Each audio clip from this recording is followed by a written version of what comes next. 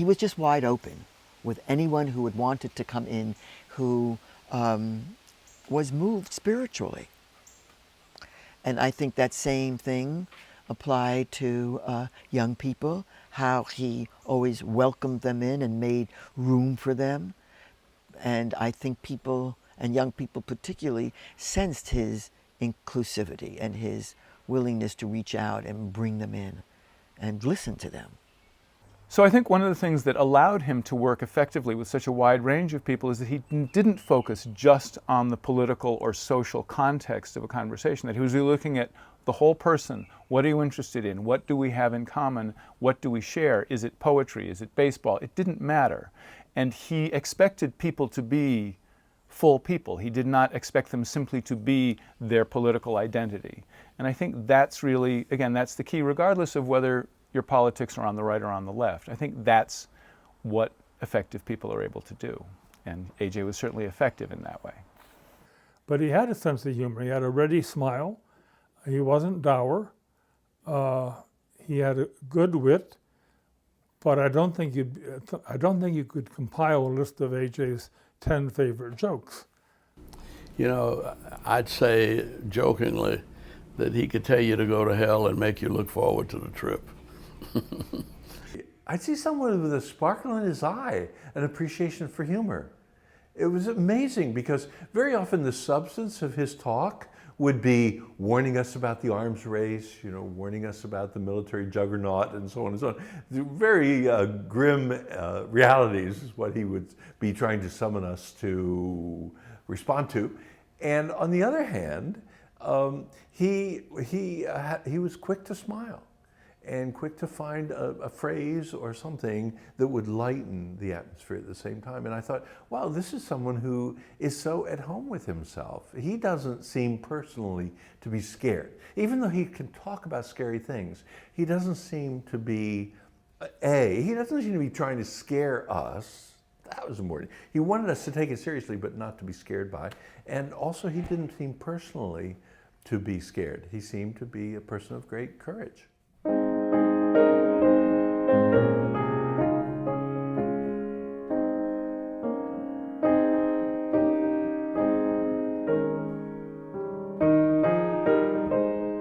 The start of 1963 saw A.J. at age 77. He would live a little more than 4 more years. But in those 4 years, he managed to work effectively for racial equality and justice, and against a sneaky little war in Southeast Asia that was being developed by the U.S. government. All along the way, he was helped by young people who saw in him an example of right action. He held himself apart. He was not familiar with them, but he took great pains to hear them out, to advance their efforts. I think one of the things that that people talk about with A.J. is that sense that he was always a little bit removed, that you didn't really know him, and he didn't really let his hair down, as one would say in those days. And that wasn't different with the family. He was genuine, he was there, he was very personable and enjoyable, but I didn't have the sense of this secret person or this other A.J. that nobody knew, who was my grandfather. I think he was really the same pretty much with everybody. I think his persona was his persona. I think part of A.J.'s superb ability to relate to people in this kind of movement with all these different personalities and these enormous egos, to relate to them without ruffling them, was that he always retained a certain degree of aloofness from them. I always felt that with A.J. personally. I never felt that I had a close personal relationship with A.J. He was always a profoundly moral and political person who is doing exactly the right thing to make the project or the enterprise or the movement go. That was the relationship which I had with him. Even through his reserve, he did his best to take care of his young associates. The care he took of and for himself was another matter. His secretary, E.G. Snyder, realized that he was living in a place up on the Upper West Side. He had a one-room place, and he slept on a cot, which is uncomfortable and dreadful. And E.D. found out about this, so she arranged for the rehabilitation of the little apartment and a bed with a mattress. And we had a housewarming for AJ in his new flat. A small gathering of Bayard and myself and Ralph de Gia and a handful of other people, but one among them was Paul Goodman. And I'm saying because this bears on AJ's gradual growth. Shaman, stop it. His gradual growth over time.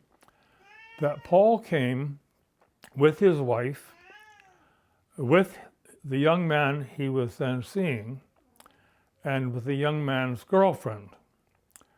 And I must say that's rather bizarre, but that was the kind of life Paul led. And if you were going to know Paul Goodman, you had to accept that.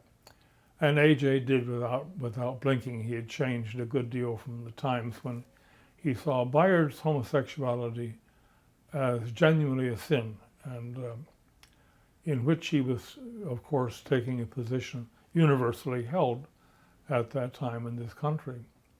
It was a very nice, friendly, warm meeting, and he got a real bed out of it, which he was entitled to after all those years on a cot. Even though he had a bed, that didn't mean he slept there all that often. Early 1963 saw him on the road to Birmingham, where he worked with Martin Luther King Jr. and Andy Young.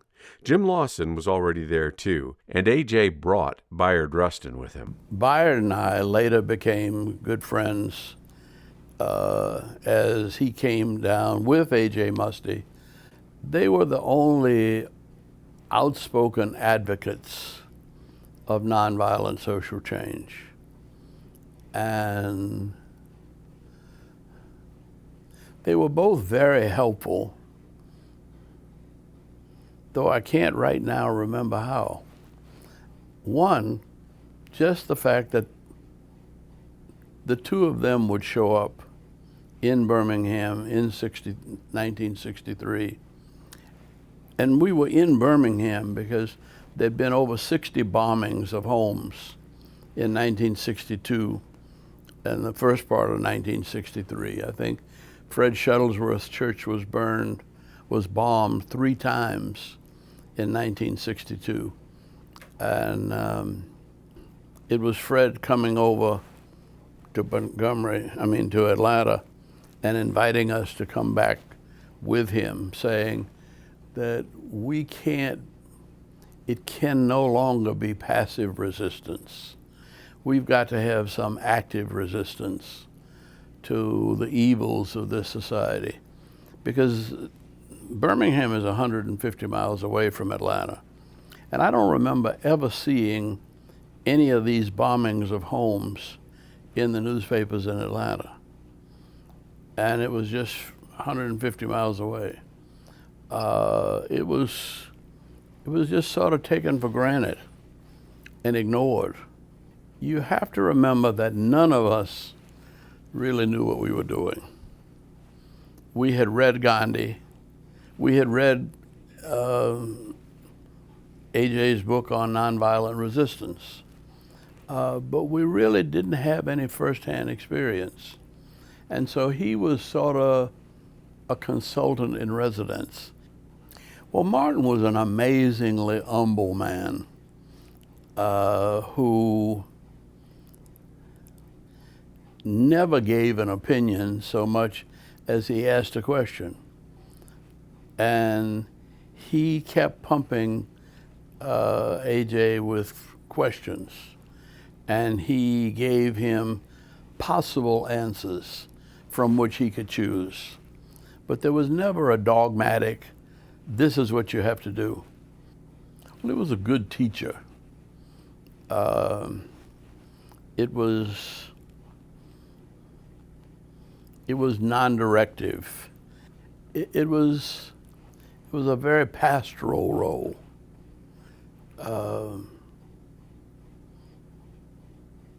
Because after all, with all of this stuff, you could get yourself killed on any given day, in any given place. So this was not plaything. In Birmingham, where a kind of reign of terror took place before the Birmingham campaign of 1963. Police officials say, or said in that campaign, that the fear of black people in Birmingham of the violence and the violence of the police ended. Yeah, there's a fairly well-known piece of film out of the newsreels, in which one of the high police officials said, in the midst of the Birmingham campaign, they no longer fear us. Many had moved beyond fear. Martin Luther King Jr. and his followers willingly confronted police carrying out mass arrests.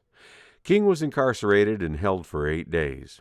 Out of that came his letter from a Birmingham jail.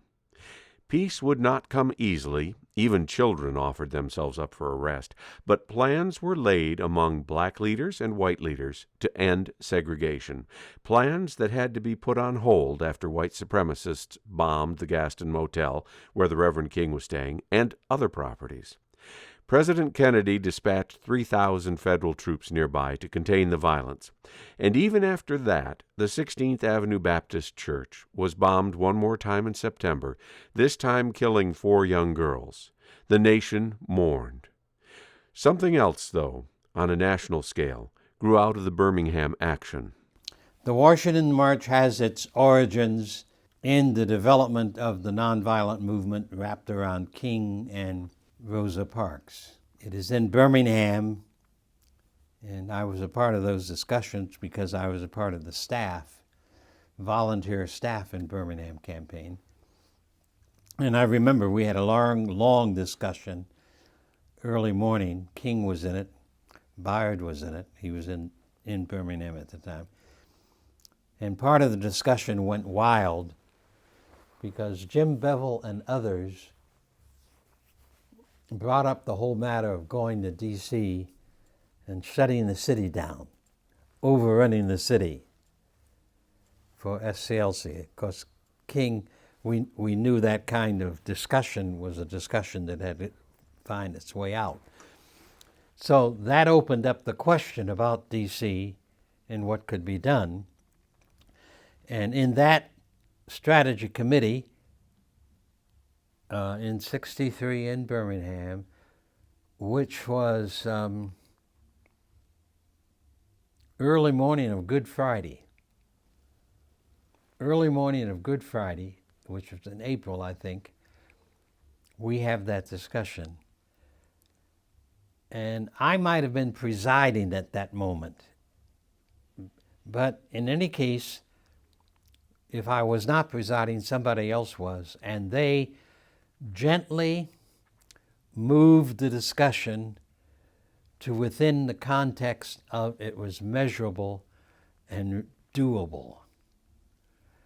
So the strategy committee at that spot said, and I don't remember how many more things were said, but number one, we said we should have a march in Washington.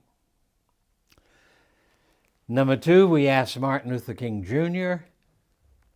to contact A. Philip Randolph, Whitney Young, Jim Farmer, Roy Wilkins of the NAACP. Who else? I can't remember if Walter Reuther, we said, because he was a big supporter of our struggle in the South, if he was mentioned. In any case, Martin was given the responsibility to contact at 5 or 6 or 7 people and say to them, we want to do a march in Washington. At their very first meeting in New York, A. Philip Randolph was named as chair. Roy Wilkins wants nothing to do with Bayard Rustin. A. Philip Randolph says, I want Bayard to become my chief organizer. And that's what happened in the first meeting in New York that King attended on the Washington March. And that's how the Washington March came about. So the Washington March was an extension of Martin Luther King's work. Negroes want the same things that white citizens possess. All of their rights. They want no reservations. They want complete equality, social, economic, and political. And no force under the sun can stem and block and stop this civil rights revolution which is now underway. A. Philip Randolph was the head, and Bayard was his assistant. And then under Bayard was Charlie Walker as deputy coordinator, Philadelphia. Freedom Now movement, hear me. We are requesting all citizens to move into Washington, to go by plane, by car, bus, any way that you can get there. Walk if necessary. We are pushing for jobs, housing, desegregated schools. This is an urgent request. Please join. Go to Washington. He was persuading people to come. He wrote articles. I have some articles where he was writing that this is going to be a massive undertaking, but it is all nonviolent. They are all committed to nonviolence. When you see them up on the dais, they're all wearing these Gandhi hats or Nehru hats, showing their commitment to nonviolence.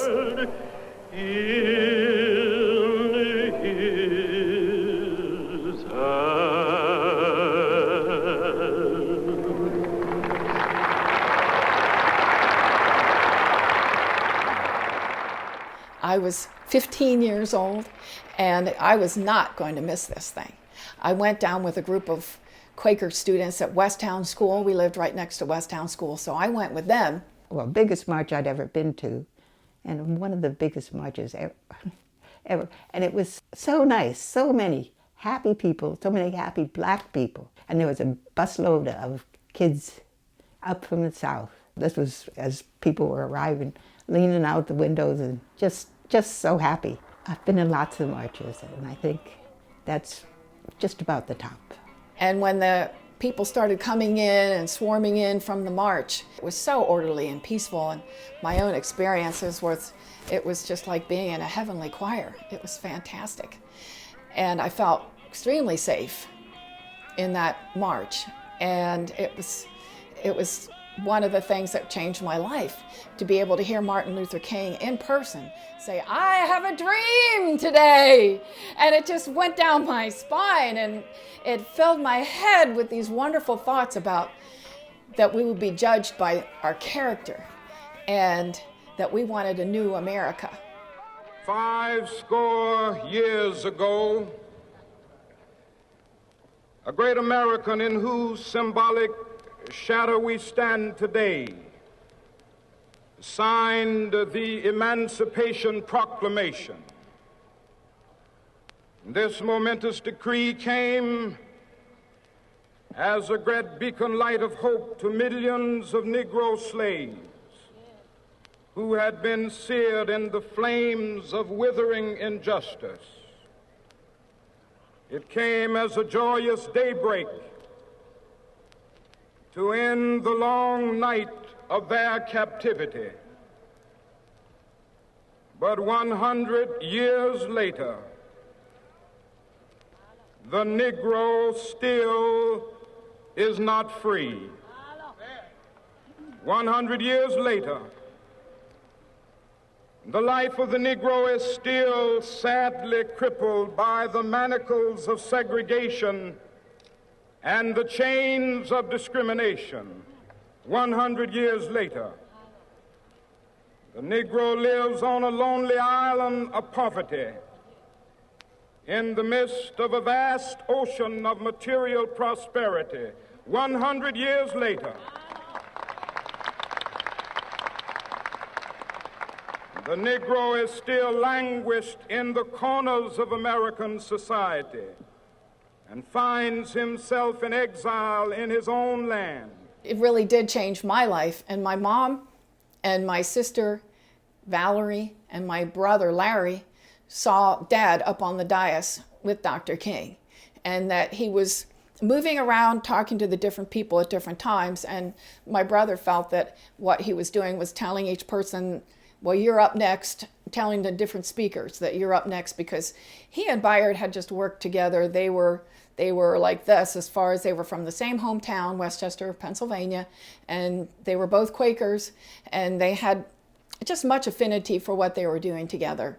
It was such a thrill. Tears come to my eyes just remembering it, because it was so daring. We knew that John Kennedy had sent the federal employees home expecting trouble, expecting a riot and so on, because you just can't have 250,000 black people in one place without having violence, right? I mean, all this racism was just so in the atmosphere of anticipation from the federal government's point of view.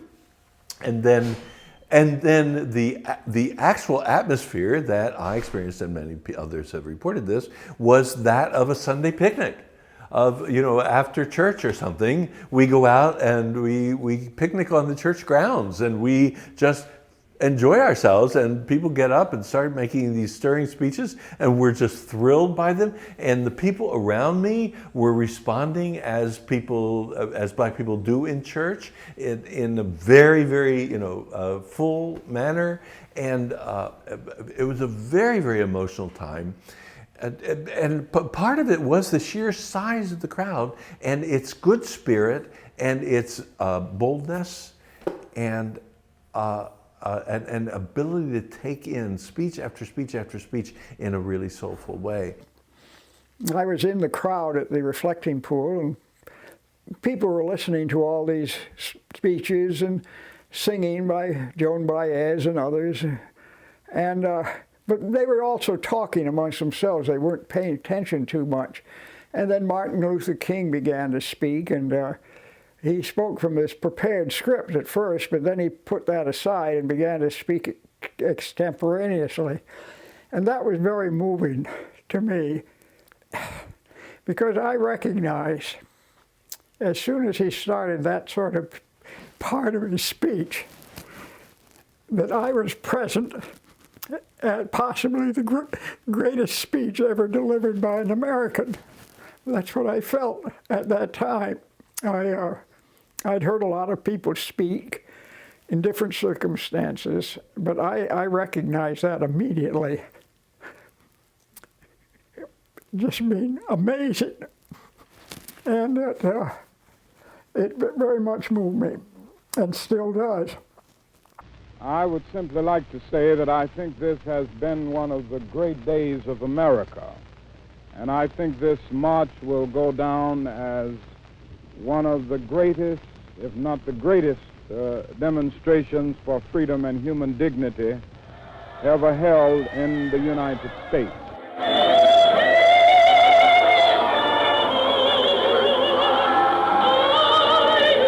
Brad Little would have been there in any event, but he also was leading yet another all-consuming march. This one began in Quebec, stopped in Washington, and was intended to reach Guantanamo. Well, I wanted a project that would combine the civil rights movement's objectives, the abolition of segregation and discrimination, with the radical pacifist perspective. And Cuba was much in the news then. There'd been the Bay of Pigs crisis, and that I wanted to include the Cuban issue too. And so that was what I recommended to CNBA, was a long walk starting in, say, Quebec, Canada, and down to Guantanamo in Cuba.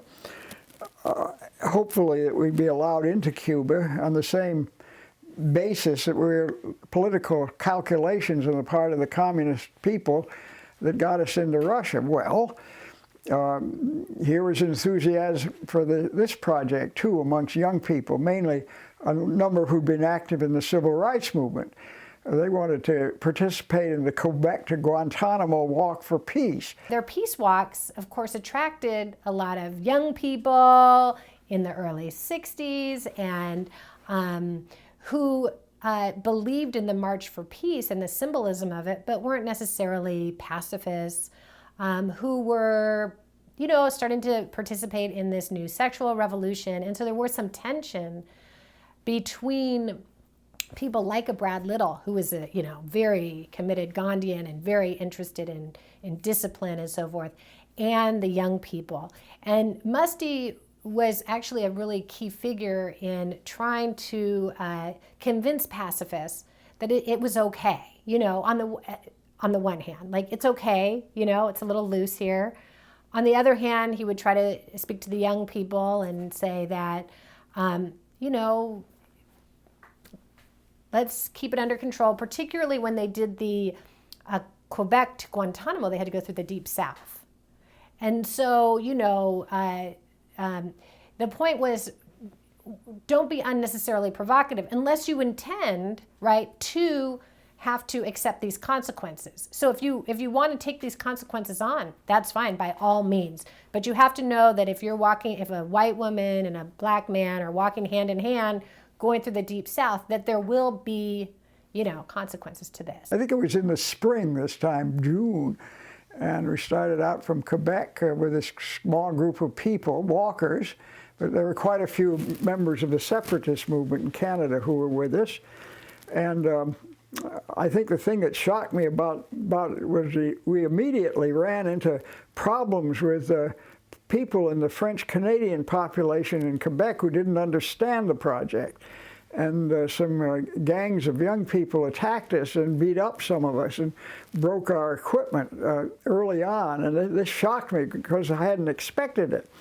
I said to myself, well, if things are this bad now, what's it going to be like when we get in the Deep South with a racially integrated walk? How can we possibly survive?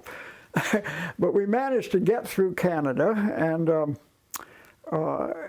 then it was sort of routine walking through the eastern part of the United States. People would join us at every major city. I think it was Joe Tuchinski drove me from Northbrook, I guess, up to Buffalo, and I joined one of the branches of the walk in Buffalo, New York. We joined up with everybody else in Rome, and then went down to Washington. We had large groups in New York City, and large groups in Philadelphia. They had been joined by naturalists Ewell and Frida Gibbons, and that led to an interesting meal. And the funniest thing that happened in that project was when we were in Wilmington, Delaware, and we were given hospitality in this Quaker meeting house, ancient Quaker meeting house going back to the 17th century. Beautiful building, and it had a big cemetery in back. And some of our people went out in the cemetery to find places they might put their sleeping bags. And nice lush green grass there. And they came back to me, and one of them came back and said, Brad, there's a huge mushroom out there. I'd like you to see that. So I went out, and there under this ancient tree was this gigantic mushroom. It was maybe a yard square, huge thing. And I looked at it, and I didn't know what it was or could be done with it, so I asked Ewell to look at it, and he knew what it was immediately. He said, well, it's such and such a mushroom. And he said, you know, it's edible. It's not poisonous. Edible? Ah. Well, so our people cut off about 10 pounds of this mushroom and fried it up, and we had it for dinner, supper. Well, what Ewell Gibbons hadn't told us, and I don't know that he knew, was that it was hallucinogenic. And all of us who'd eaten the mushroom were sort of staggering around for a while after that. That's the only time I've ever been high in my life, and it was because of that mushroom in this Quaker cemetery. There were about 50 people when we got to D.C., and that was when we cut down to a smaller number. And they had to cut down to people who, because we were going through the South, and it was going to be much rougher than in the North. We had these big meetings, like lots and lots of meetings to decide how to, they wanted to have people who had some experience with all this, and happily I'd already been arrested, so that was good. AJ was, I hadn't appreciated it that much, but it was just wonderful in those meetings. Everybody would be saying all their wonderful things about what we were going to do and how important it was and why we should be on the walk. And then there'd be all these arguments about, you know, what standards and stuff like whatever they were going on about. And AJ would just sit there and listen and listen. He wouldn't say anything. At the end, he would sum everything up and come up with something that people agreed with. It was just absolutely amazing. I think there ended up being about 20 of us or so. At one point, I know there were six women, 14 white men, and 3 black men. All of us had some experience with what we were doing and were serious about it. We each decided what each of us was going to do. So for getting arrested, or taking a chance of getting arrested, if you didn't want to do that, then you drove the car or you did something else. And so basically we had all these strong-minded people, and we each said, well, this is what I'm going to do, and that's it. Did our own thing. And then sometimes, you know, because you know, 2 of us would say, well, this is what we're going to have to do. And then other people would decide, yes, yeah, I guess we'll do that. You know, you had 15 people and 7 people were going to do this. Then the other people were going to do, you know, either take part in it or not take part in it. It didn't have to be a consensus because each of us did what we thought was the right thing to do. I painted the signs. Yvonne Klein did the cooking and decided what to buy, took care of all of that, except on those wonderful times when the local folks cooked for us. And it was a big job. And all, you know, vegetarians and non-vegetarians. I don't think she was a vegetarian at the time. So they had to have, then, you know, all the special things that we had to have. And she just took care of that. All the women, we were all very strong.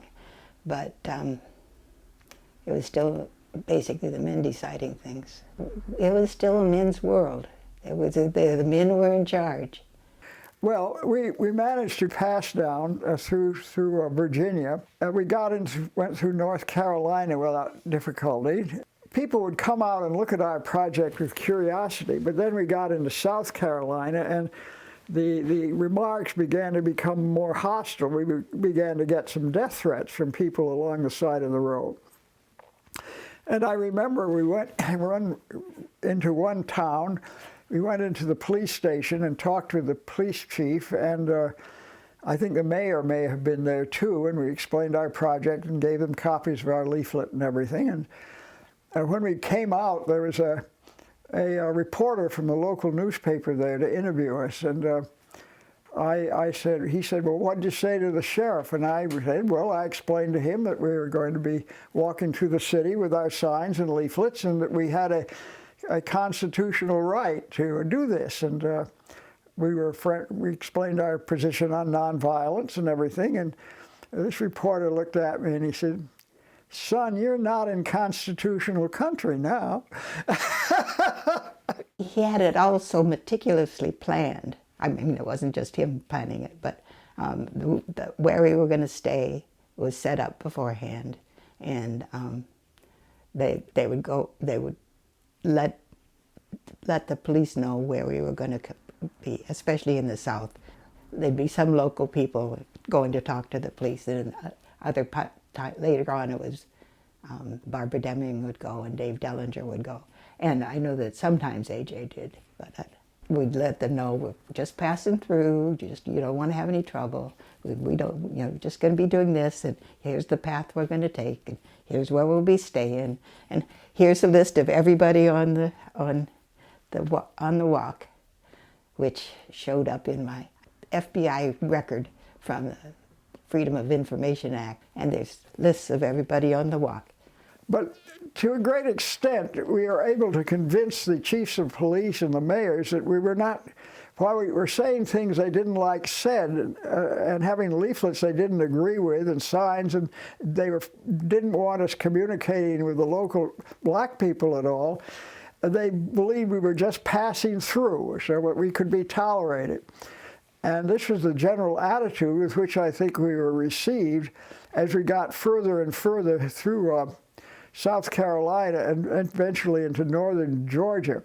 We'd go probably an average of 15 miles a day, sometimes only 10, and there'd be sometimes the long 25 miles. The parts that I remembered of just walking would be along the side of the road. There'd be the faster walkers, and there'd be us middle walkers, and then there were some slow walkers. So we'd come to a resting place and rest, and the poor slow walkers would just get there, and then we'd be ready to move on. We also had a car always traveling along with us, so people could take a ride if they needed to, or if they wanted to. As soon as we entered Georgia, we were accompanied by members of the Georgia Bureau of Investigation, a police unit. They had several of their people in a car with us. They claimed to make sure we weren't killed as we went down through that part of the country. The FBI had been very involved in coordinating with those people because we'd let them know that on December 26th we were going to be taking a boat to Cuba. And so they were intent on making sure we didn't get passports, and that's where they needed the lists of everybody, and they do background checks. But we managed to get into Atlanta without having anything more than a number of death threats from the people down there, the racists. So we left Atlanta, headed down into southern Georgia, which we knew was going to be the toughest part of the project.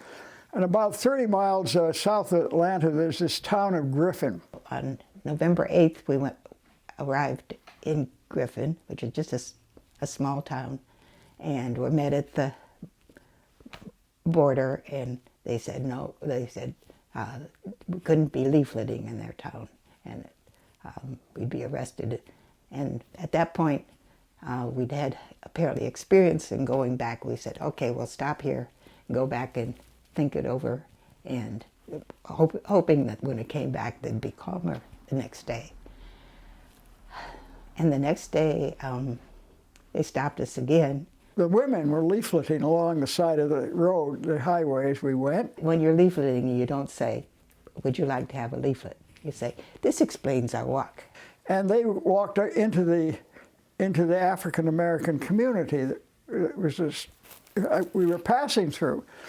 Well, that was more than the people at the Georgia Bureau of Investigation could stand. They immediately attacked us, and they began to knock our men over and knock the women over and forbade them from distributing leaflets. And the women in our project persisted and tried to talk with these people.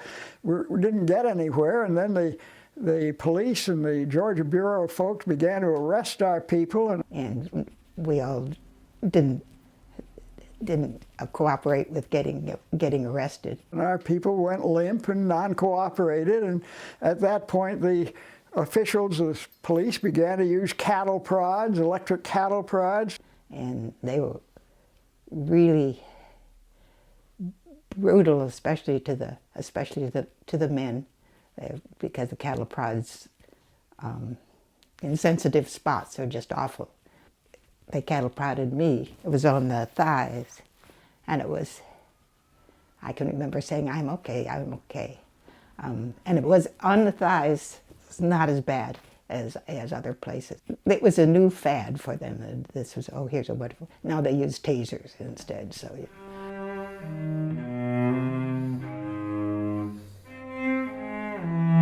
It was just a very terrible, nasty situation. People were getting bruised and seriously hurt and dragged around and eventually thrown into paddy wagons, and we were all taken off to jail. They put us into cells. I just remember being tossed in someplace and on top of Eric Robinson.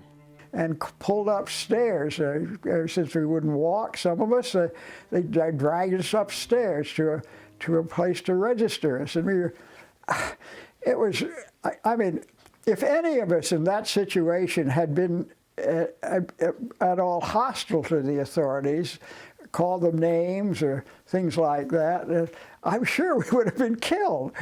after we'd been in the police station for a short time, the whole situation sort of diffused. The authorities calmed down, and the police chief and the Georgia Bureau of Investigation folks realized, thinking about it, how appallingly they'd acted, that this had not been Southern hospitality at all, and that we really hadn't been doing anything very serious. It all finished up during that day, and we got out. But we were pretty well bruised and battered by then. I mean, so instead of trying to continue walking, we went back to Atlanta to lick our wounds, so to speak. And did lots of publicity about Griffin. Lots and lots and lots of publicity. Went all over the country. Then we decided to commence again. And we went a little bit south of Griffin and began our walk again. And the next city was Macon. On November 19th, we went to Macon. When we arrived at the outskirts of Macon, the city limits, here comes the chief of police. And he has this broad-brimmed Stetson on. And he came up to me and he said, we'd sent in an advance team to talk with him before, and the mayor, and so he knew a little bit about us. And he comes up and said, Mr. Little, he says, you know, the people north of here haven't had the guts to deal with you folks. If you try to walk through this city, Macon, we're simply going to throw you in jail. That's what will happen. So we talked about it. We had our Council of Nonviolence, as we called it, and we talked about it, and we decided that we would try to walk through Macon, Georgia. And we took our signs and leaflets and set out, and immediately we crossed the city limits. We were arrested. We were put in jail. We stayed there for a night or so. Some of our people weren't cooperating, walking, that is. The cell we went to, that the women went to, was fine. There were other really, really interesting women. None of them should have been in jail. It was just stupid. But after the first day, they began to treat us the way they would treat anybody they put in jail in Macon. They would ask us to do menial work around the city. In this case, it was collecting garbage, going out on their garbage trucks. And our people refused to do that. We said we won't collect garbage in Macon. And so they put us into a torture cell. I have no other way to describe it. It was a room about 10 feet square, maybe a little bit bigger than that, a concrete cube. They're up on maybe 8 feet up the wall on one side. There's a tiny barred window, that was all. And there was a hole through which hot air was pumped. For a toilet, you just had a hole in the floor. And they put us in this cell and closed the door. There wasn't any light, except a little bit through the window up above, and just kept us there. And assumed, I guess, that if they kept us there long enough, we would decide to work on their garbage trucks. Well, our people weren't inclined to make that decision, and so we were there at least 24 hours, I think much longer. We got there on the 19th, and on the 22nd, JFK was killed. And since Lee Harvey Oswald was associated with Cuba, and we were associated with Cuba, it was all pretty scary. And that, of course, changed the whole political situation very fundamentally. It very much worried the mayor of Macon and the governing body there. They were afraid that there were going to be major riots in the city, and they didn't know what would happen. And we bargained our way out, saying, okay, we won't leaflet. And then they let us go, and we went to Atlanta and did more publicity. We spent about a week there talking over the situation and waiting for the situation politically in the country to calm down a bit. And we were negotiating with Atlanta police, and we found that the Atlanta police attitude towards us had changed fundamentally since we'd been there before, before we went to Griffin. Yeah, there we are in Atlanta, in contact with SNCC and SCLC, and started talking about having a demonstration as long as we were there. And we'd wait till after Kennedy was buried. The police had been friendly to us initially, but now they were quite hostile, and they said that they would not let us distribute leaflets in Atlanta or walk through the city with our signs or have any walk at all. The police were just adamant about it. No, you're not. You demonstrate, you're going to be arrested. They were also very much afraid of the general political situation. So we didn't know what to do for a while. And at that point, A.J., who'd been in New York City, A.J. Muste, came down and joined our project. He looked at the situation in a while. He said, well, you know, Martin Luther King, Dr. Martin Luther King has a church here in Atlanta on the south side of the city, and he's going to be preaching there tomorrow morning, Sunday. And I know him. I know Dr. King. And why don't we go and attend his service Sunday morning? And then ask him if he would walk with us out of the city, if he and perhaps some other members of his congregation would walk with us, and perhaps that will keep the police from arresting us. Well, I immediately said, this is an absolutely a stroke of genius, a brilliant tactical idea. And so we did that. We went to Dr. King's church the next day and attended the service, and A.J. talked with Dr. Martin Luther King, and Dr. King agreed to do that, to walk with us out of the city. And he did. After the service was over, he joined our project, and he and a number of his associates there walked with us out of his church. Well, there must have been 20 police cars waiting for us. Large numbers of police cars, several paddy wagons. And they were ready for us, but they didn't touch us. We walked through this group of police, phalanx, if you want to call it that way, and through the rest of it, Atlanta, and out of the city. And Dr. King walked with us as long as it seemed necessary with his people. That was the time I met Dr. Martin Luther King, and one of the just experiences with A.J. Muste that reinforced my admiration of the man, because that was a brilliant tactical idea. And it was the sort of idea that might occur to a young person, 25, 30-year-old, but not a gentleman well in his 70s. But, you know, he could do that.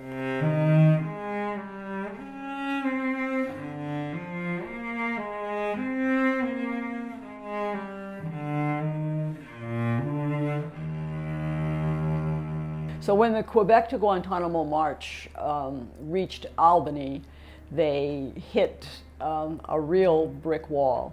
Albany was pretty much run by a police chief named Laurie Pritchett. And Pritchett was as big a racist and bigot as you could get, but he was a very wily one. Martin Luther King had taken his movement to Albany to try to reduce the discrimination, and his movement had been dealt with in an unusual way. Instead of using violent tactics and doing the kinds of things that other Southern police chiefs had done, as in Birmingham and places like that, Pritchett was just as nice as he could be. And he wouldn't do anything that would give an organizer something they could grab onto to say, see how vicious these people are being treated. He just threw them all in jail and left them there, and talked about how he was practicing nonviolence. And that's what he did. He put Dr. King and the civil rights movement people in jail. They levied large fines against them and kept them in jail. The chief of police, Laurie Pritchett, was really proud of how Well, they hadn't got anywhere. He'd taken care of them, and he wasn't brutal to them, he said, although they wasn't that gentle, I'm sure. The civil rights activists were not prepared for that treatment. They weren't getting any publicity. They weren't seemed to be achieving anything, so they paid fines and left town. And Laurie Pritchett, Chief Pritchett, was very proud of his victory over Dr. Martin Luther King in the civil rights movement. They had a really strong movement of the black civil rights movement in Albany. There was a part of town, the downtown, white downtown, where the black folks, well, people couldn't demonstrate. Black folks couldn't demonstrate. So it was the white part of town, north of Oglethorpe. And when they tried to do it previously, they'd all been arrested. Everybody had been arrested and arrested. As usual, we sent our advance team in and talked with Laurie Pritchett, Chief Pritchett, and the mayor. And then we came back and had our Council of Nonviolence to decide what to do. We knew we were going to be thrown in jail and probably kept there indefinitely until we paid fines. We certainly weren't going to pay fines. I thought if we really wanted to win a struggle in Albany, we had to do something more than very unusual in terms of civil disobedience and protest. And fasting is the one I suggested, and everybody agreed with it. Our plan was not to eat, because and not to get bailed out, not to eat. That was just about the only force that you could bring. So that was the tactic we adopted before we sailed into Albany. Well, we walked into Albany at the city limits. Here was Chief Pritchett with his police guards and his paddy wagons and his policemen. So we were arrested on the 23rd, and our hearing wasn't for another 8 days or so, so everybody's just sitting in jail. In the treatment of people in the jail, the white women were treated best, although it was pretty uncomfortable. The white men sometimes were put in the hole, which was terrible, and then other times were just, I guess, the same, pretty much the same as us. And the black men were treated badly. For the black women who were looking at their cages, were looking out on this big public space, but ours was looking out on, we had a wall, but there was a path going past it. And yeah, so there's 4 bunks, and then there's a sink and a toilet at one end. If somebody was using the toilet and somebody might be coming by, the other folks had hold up a coat or something. It was crowded. There was a point at which there were 5 of us in at the same time, and so every 4th night, or whatever the number was, 2 people would be in one of the little bunks. I think we went head to toe. We got along really well, considering all that. And I remember the smell. I remember it as just being in the gutter right outside, but that can't be exactly right. Moonshine. They dumped some moonshine, so I still have. I would recognize that smell. It was very. The jail was old. It was dirty. The food was not good. None of us ate it. Yes, yeah. Early on, my period started, and we didn't have any supplies, and so we eventually I guess we asked for something, but eventually we just started chanting, "We want Kotex, we want Kotex," and they bought us boxes and boxes. We sat there in the Albany jail, and Chief Pritchett would come and visit us from time to time and talk with us, try to convince us that we should not try to walk through Albany with our project. And our people refused and wouldn't eat. So they waited about 8 days before we even had a hearing, and some of us, including me, wouldn't walk to the hearing, wouldn't go to the hearing. Well, after about 10 days or 2 weeks, Chief Pritchett called me out of my cell and said, "Mr. Little," he said Brad. He said, "Brad, are your people willing to die and fast to death in jail?" And I said, "Well, Chief Pritchett, Some of them don't like racial discrimination to the extent that I think that they would go that far. I don't know that I would, but I think that some of the people would. Well, he didn't say much. He just thought about that. I think we sort of stopped being hungry as such after not very long. I remember sitting around talking about, we were imagining banana splits. So you'd have 3 different flavors of ice cream, you'd have 3 different flavors of topping, and of course you could have whipped cream and all that, and that's what we talked about. And when it was cold, we made the ice cream magically hot. We see for a long time, I think about a month, we seemed to be making no progress with the city, but then they suddenly took us to trial. We were in this courtroom there in the Albany City Hall, and the judge was there, Chief Pritchett, his deputies, the city attorney. Well, we had a very competent African-American attorney representing us, C.B. King. You just could count on him.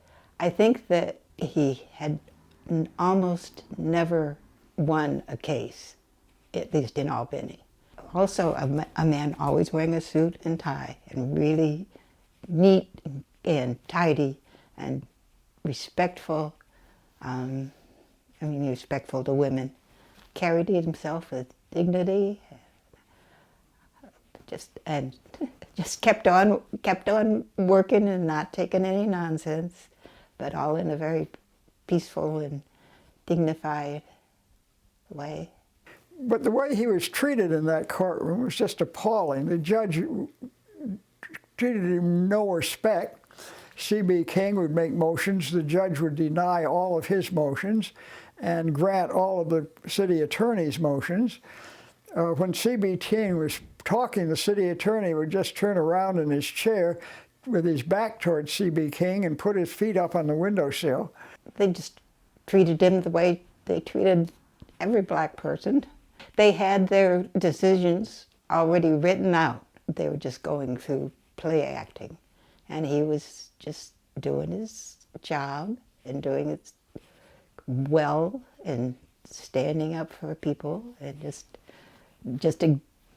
letting all that stuff just slide off. All of us refused to agree to what the court offered to do. The court wanted us to plead guilty, what have you, and then they'd release us and we'd go out, we'd leave. But we didn't agree to leave, and we didn't agree to stop fasting, and so we eventually we were all sent back to jail. And we were just lying about. I didn't have very much trouble with it. Yvonne and Alan Cooper were taken to the hospital. Yvonne had scurvy, had bleeding from her gums, and Alan had dizziness or something serious, and they were originally promised that they wouldn't get the NG tube feeding, but I guess they eventually did. And Ray Robinson, who was our big, strong, kind of dramatic black man, usually led the walk, and he was fasting too, and then he went on a water fast, which kills you. You could last for 10 days, but anyway, so they took him to the hospital too. We all were getting vitamin injections the whole time, so the folks in the hospital got their vitamin injections and some IV fluids, and Ray got the IV fluids too, and survived and was healthy.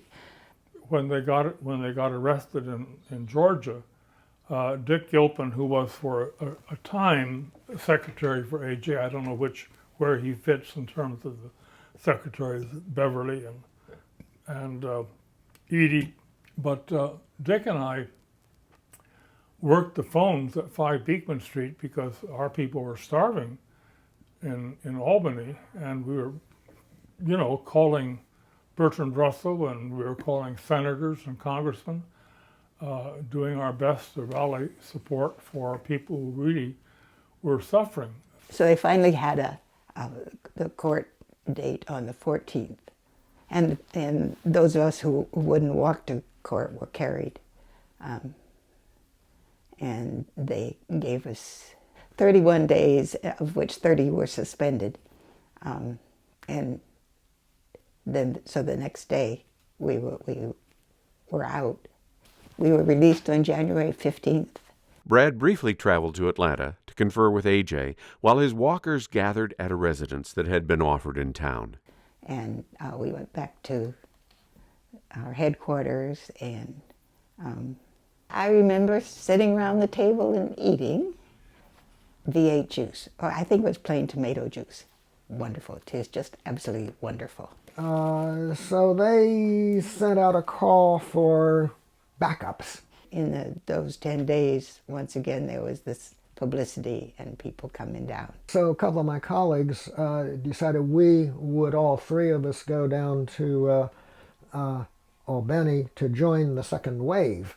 Gene Keyes and Dennis Weeks and Joe Tuchinski, who were all from the University of Illinois. I knew that they came down among the other folks. So we kept, negotiating back and forth. How about if we take this route or if we take that route?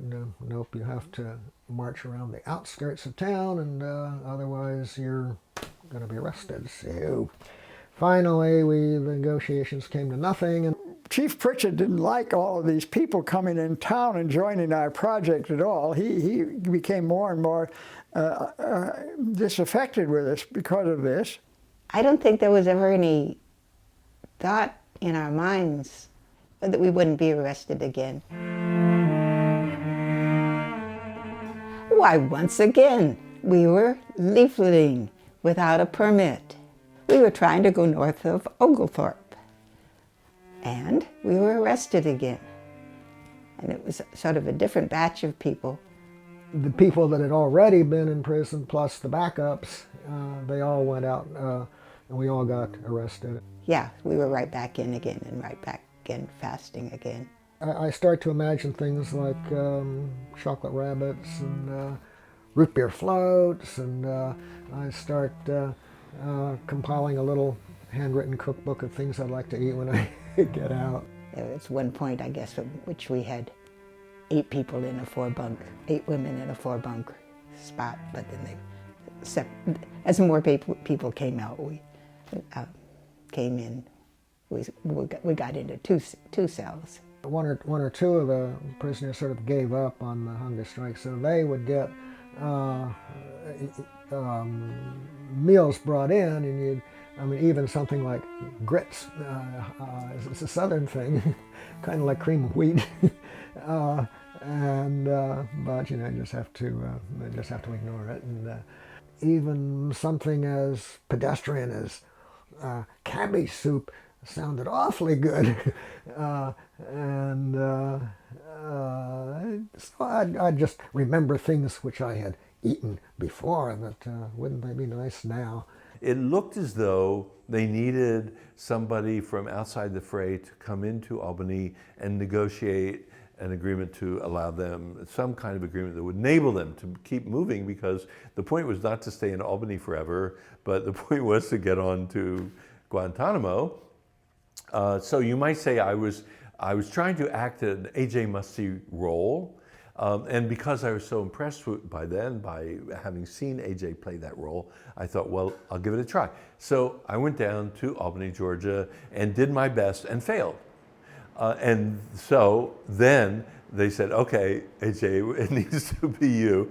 He started with some other folks, started talking to Pritchett and to the bigwigs. He was looking very fragile, but he worked night and day. He came down to negotiate with the ministers in town. There are all these big white churches, Protestant churches in Albany. whose membership included most of the town council, of course, the major businessmen, the mayor, what have you. And A.J. came down to talk with them and try to convince them that they should let us walk through town with our racially integrated peace project. It wasn't just Laurie Pritchett. There were people in the black community who didn't want them there. There were other people in the black community who were mad at those people. Nobody could get together. So A.J. began his work to make that, bring things together again. And there's one very touching moment when A.J.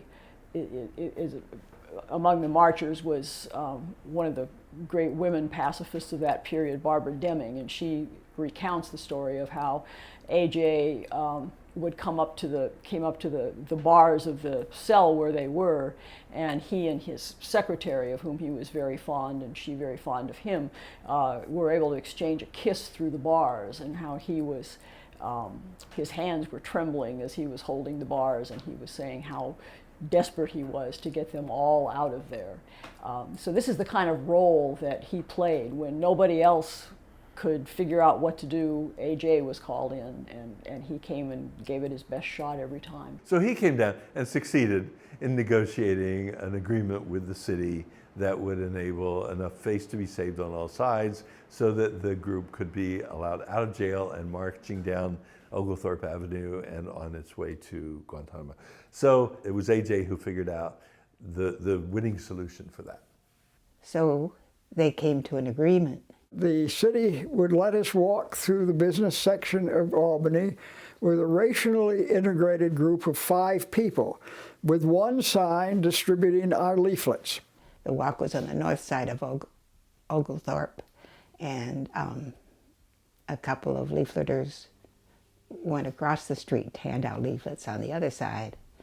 The cops stopped them from leafleting on the other side of Oglethorpe, and the demonstration had to stay on one side of the street, and we said we always do it on both sides of the street, and so they were stopped, and then the 2 of us who were leafleting on the north side went on over, and I guess we were ready to go back to jail then, but happily we didn't. The Albany folks didn't want us to either.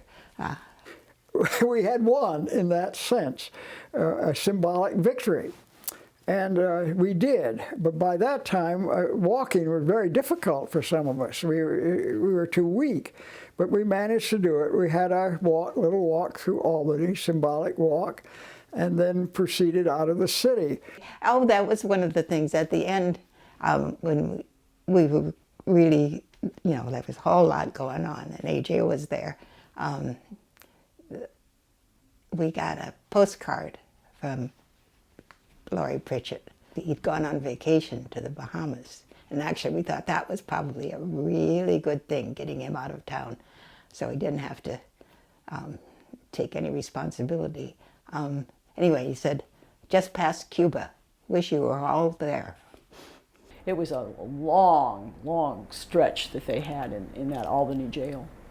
52 days in total.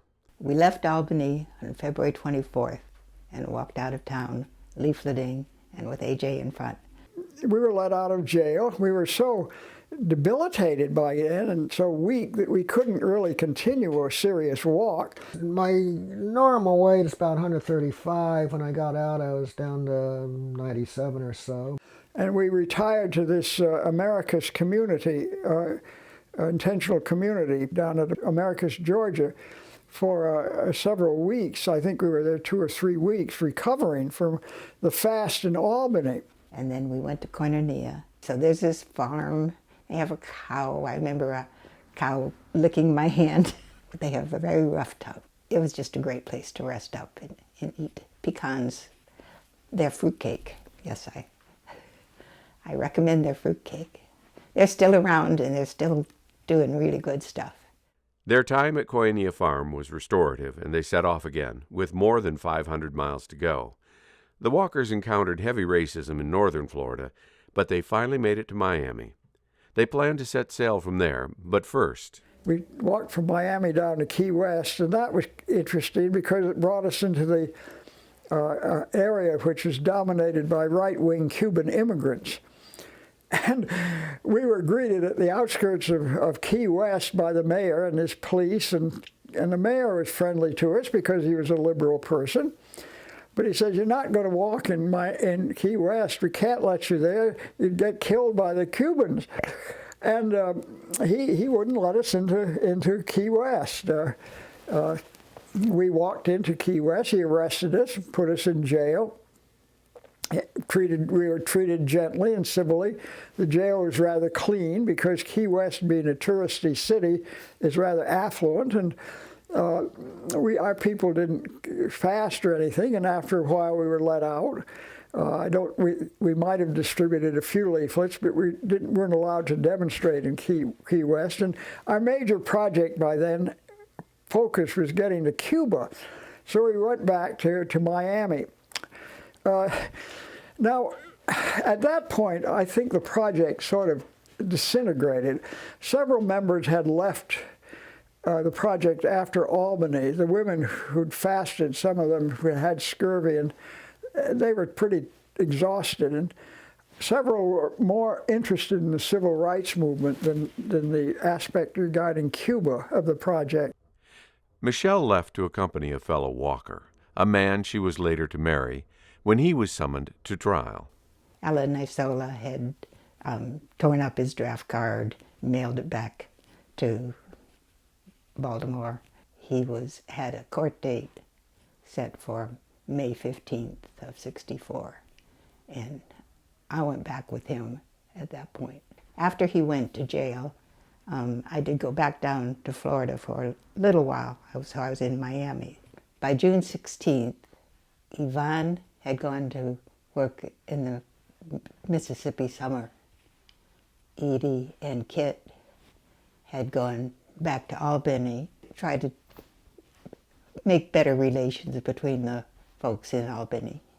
We didn't know how we were going to get to Cuba, what kind of transportation. None of us had any real experience with ocean-going navigation then.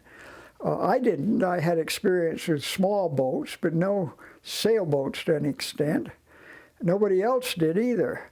Scott Herrick happened to be living in Fort Lauderdale at that time. He had a yacht at a shipyard there that he was rebuilding to take ocean-going trips. He was very helpful to us. We'd asked him to find a boat that could take us to Cuba because he knew more about ocean-going boats than anybody else in the project, and but he made the wrong decision. He went and bought a small motor launch. Okay, at that time it seemed to me a motor launch was better than anything else. We could run a motor launch. It was like driving a car. But the first thing was it was a wrong decision, because when we got a small motor launch, we were committed to only a small group of people going to Cuba. And there were 20 or 30 people on the project there, and they all wanted to go to Cuba.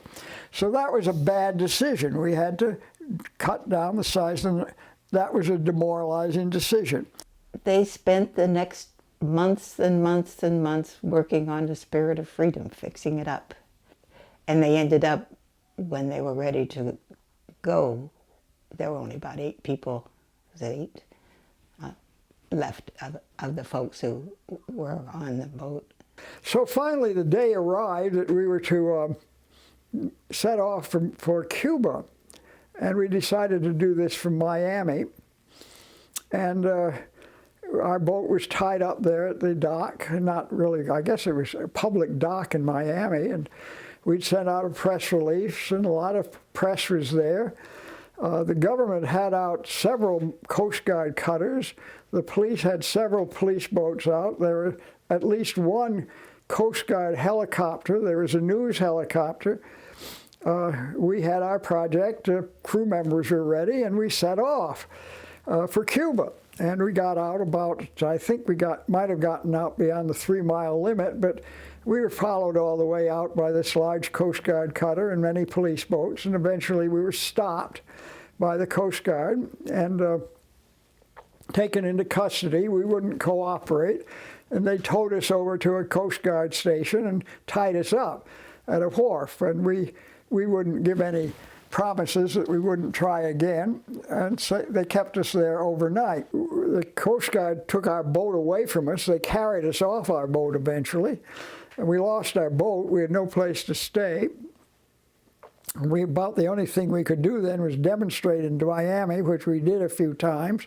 Bob Clapp, who was with our project, a young boy, a young fellow, he was a draft resistor, a refuser, I believe. He had married a girl on our project.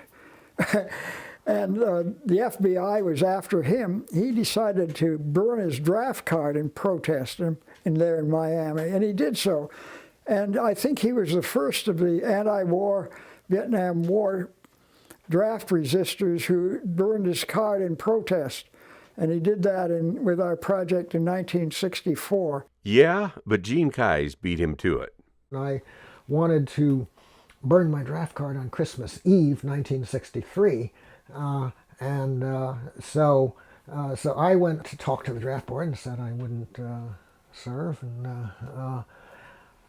and handed them my draft card, and they wouldn't accept it. And I arranged to have a 12-hour vigil in front of the draft board with a candle and a sign to light this candle with a draft card, a prayer for peace on earth, and I waxed the draft card to make sure it would burn. And so I was the first of the modern era of draft card burners in December, Christmas Eve, 1963. So I was promptly sent a notice to report for induction.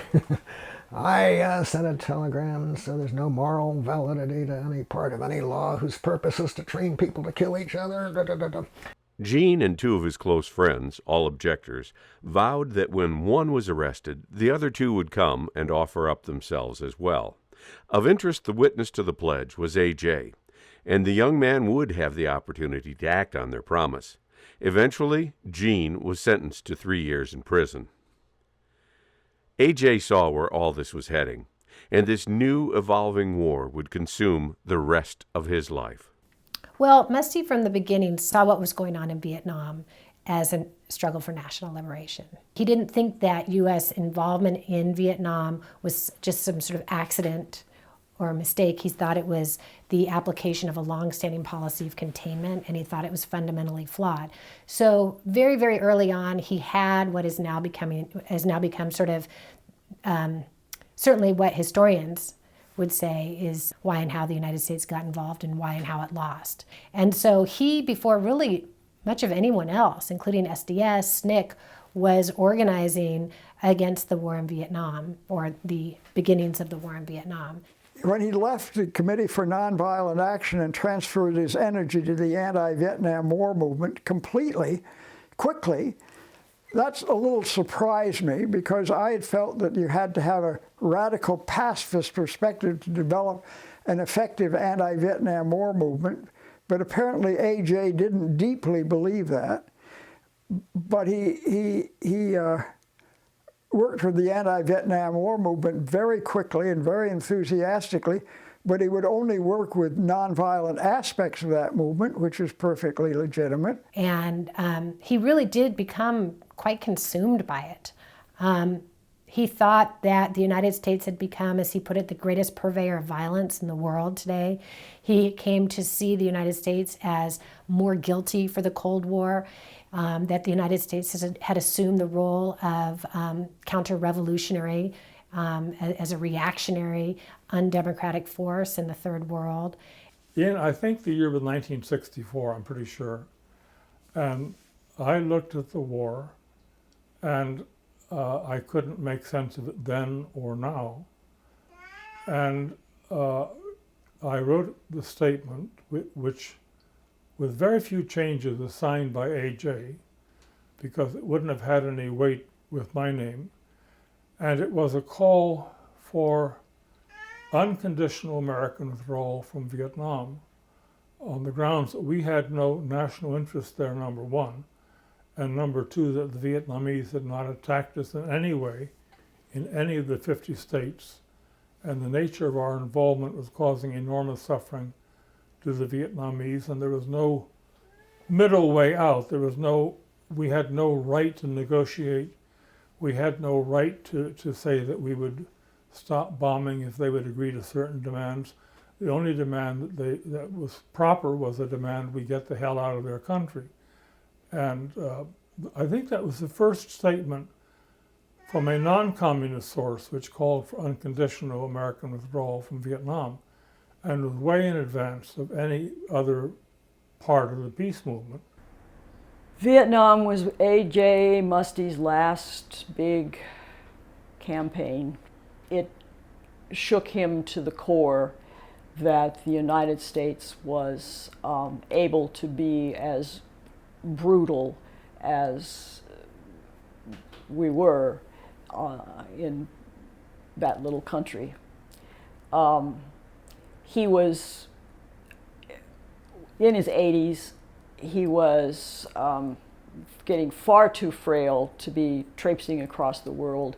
He had promised people that he'd been promising to write his memoirs forever, and he promised people that he was finally going to sit down and just do that, and then the war caught him up, and he never stopped.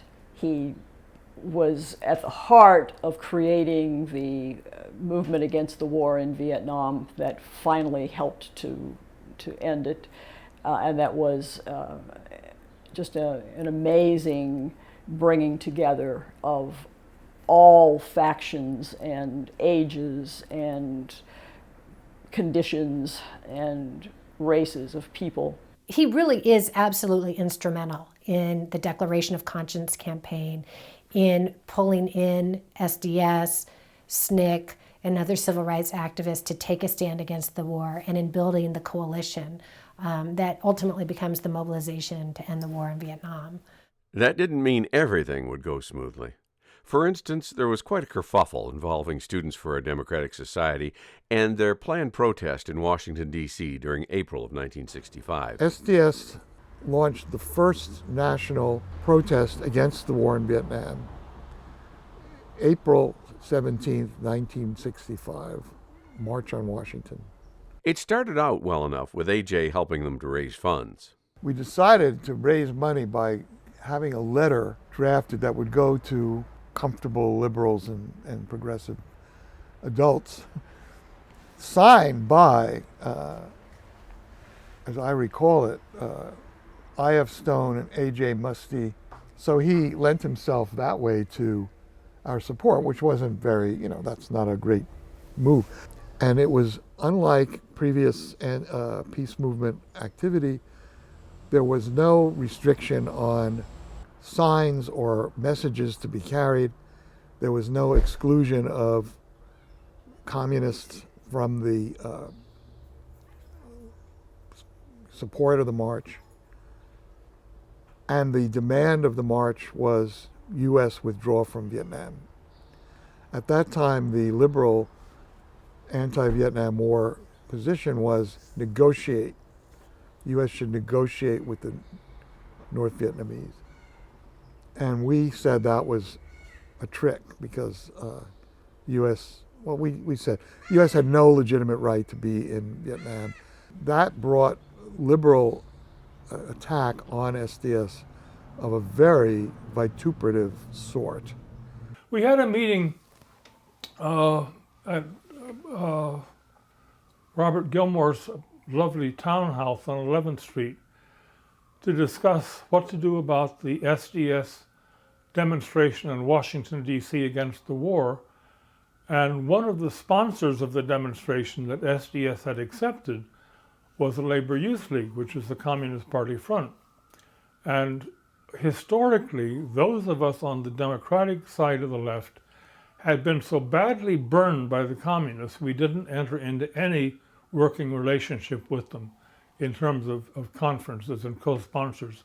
Dialogue, yes, we would have done that. But that's dialogue. That's not moving to a program of action, where you need to work out what your objectives were. And we did not have, at that time, any coalitions that involved the communists. Well, SDS didn't think we were allying with the Soviet Union. We were taking a moral stance. And we didn't like the exclusionary surveillance that was being practiced, which was, you know, even if people agree with your march, they have no right to publicly be associated with it because we don't like their politics. We wanted to end all of that. So Bayard and Robert had felt that we were compromising the movement to let SDS go ahead with a thing endorsed by the Labor Youth League, and SDS was right. The times had changed, and the old rules were dead. I would have signed the statement that they had drafted if it had included a demand for unconditional American withdrawal from Vietnam, but it didn't. A.J. signed it because of his position with the old left being excluding working relationships with the Communist Party. Ralph Gia, who had the best politics of all of us, didn't sign it. And a group of peace leaders, of which A.J. was one, signed a statement criticizing the march. But that statement was released to the New York Post, we think, by Bayard. And A.J. felt really betrayed. It was a statement to go to SDS, wasn't a public attack on them. The New York Post, which then was a liberal newspaper, editor Jimmy Wexler wrote a really nasty editorial about communist influence on the march and on SDS. But I think the fault there was with Bayard trying to trap A.J. into signing something that in his best moments he would have known was wrong. And I believe that later he renounced having done that he was maybe cajoled into signing it. And he changed. I mean, the Fifth Avenue Peace Parade Committee, which brought in all of these groups, took place very shortly after he'd signed the statement, so that he knew he was wrong, and he changed. Their fear always was, you know, if we adopt to call for U.S. withdrawal was to adopt the party line as far as they were, the Communist Party line. And therefore, the peace movement at all costs had to be defined as independent of our enemy, the Soviet Union. You couldn't ally with the Soviet Union. I mean, at the time it was pretty upsetting, but I think that he may have mended his ways, from my point of view, pretty quickly after that. There was a firm break between A.J. and Bayard. Bayard had really betrayed all of us. They broke at that point, and Bayard began his shift to the political right. That was not good for either one of them. It was not good for A.J., who needed Bayard, and it wasn't good for Bayard, who very badly needed A.J. as a moral guide. So here now was Muste without Rusty, and at great personal cost. For the SDS, though, the Washington, D.C. action was a success.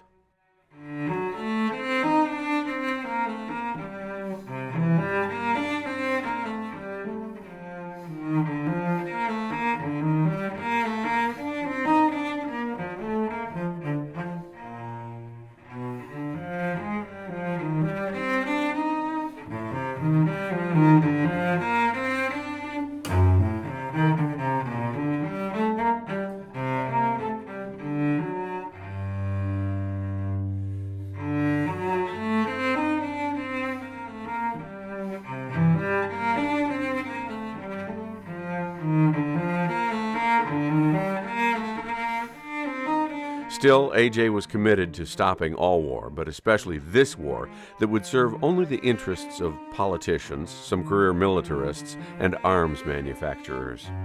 In the summer of 1965, A.J. was seemingly everywhere. If there was a protest, he might well be there. He even showed up at teach-ins.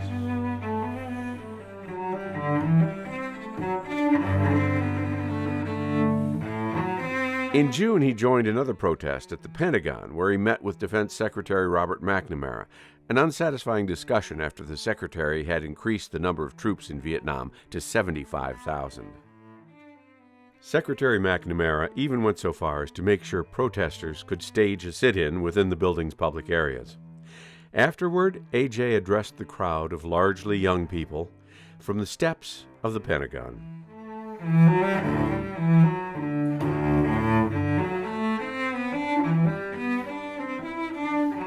the event didn't have to be Washington, D.C. large to get A.J.'s attention.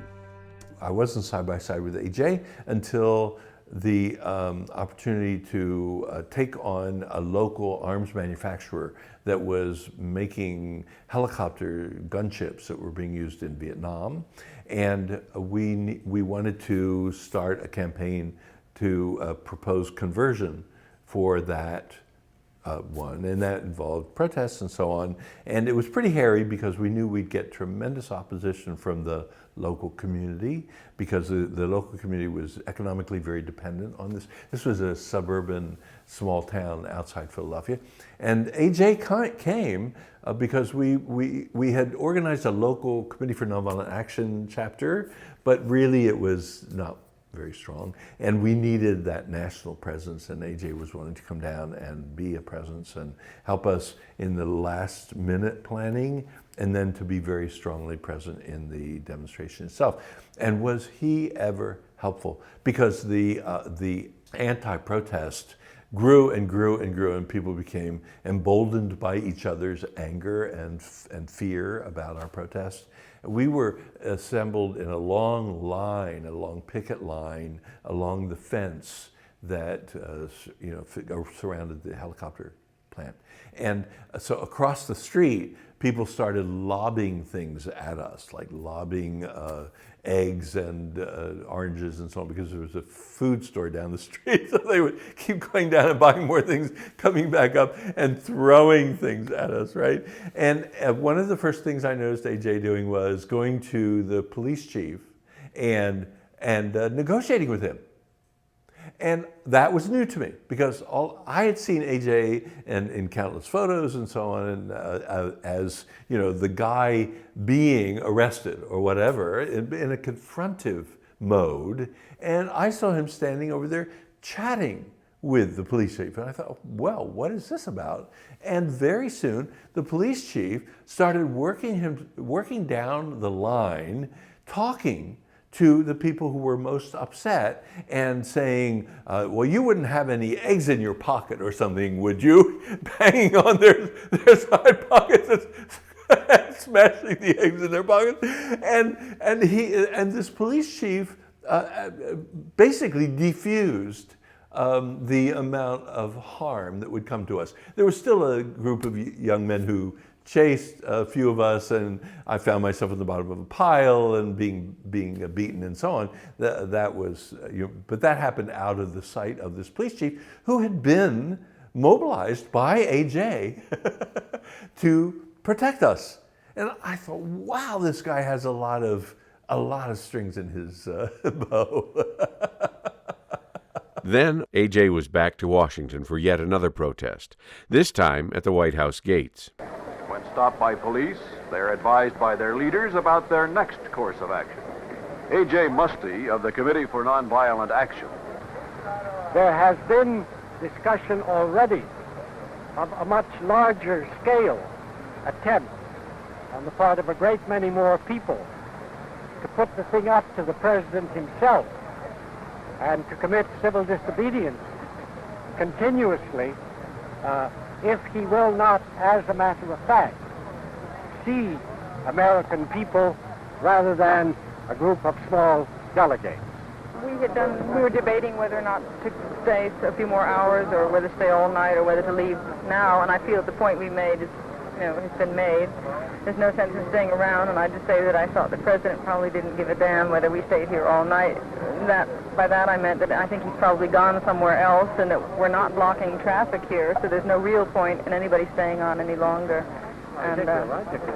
Good. You got your point across. Well, I think it's time to start organizing for the next one, when maybe we will block him and he can't get into his White House. I doubt if that will ever happen. Next came the Fifth Avenue Peace Parade. Norma Becker had set up the process for a Fifth Avenue Peace Parade. Fifth Avenue was the place where you had Irish marches or something, Polish marches or Easter marches, but you never had a peace march. And Norma took out the permit for a peace parade in 1965 when it was rather dangerous to do that. and we came down Fifth Avenue with Allen Ginsberg and AJ and thousands of other people. The meeting setting that up met at the old offices of WL on 5 Beekman Street, and present at that meeting were members from the Communist Party and the Socialist Workers' Party, the Trotskyists. They hadn't been in the same room for 30 years. I mean, they almost had an iron rule that if one of them came, the other one had to leave. And they sat together in the same room. The FOR was there, the WRL was there, the AFSC was there. Some of the Catholics were there, some of the Jews were there, 1 or 2 labor people were there. They all came because AJ was chairing the meeting, and they trusted AJ to be fair.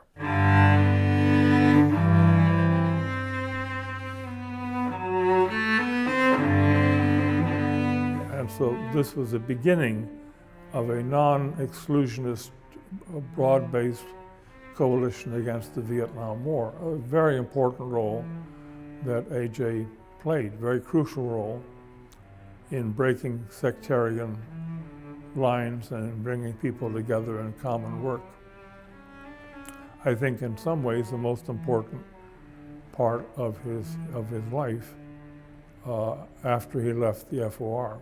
3 weeks later, there were A.J. and Dorothy Day addressing crowds at a very public draft card burning.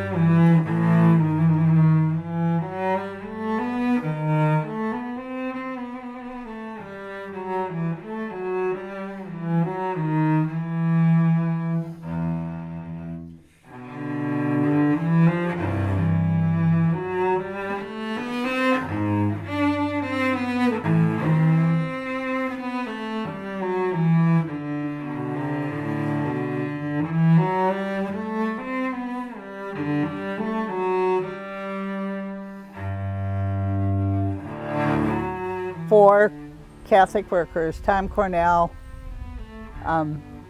Jim Wilson, a couple others, publicly burned their draft cards, and both Dorothy and A.J. spoke.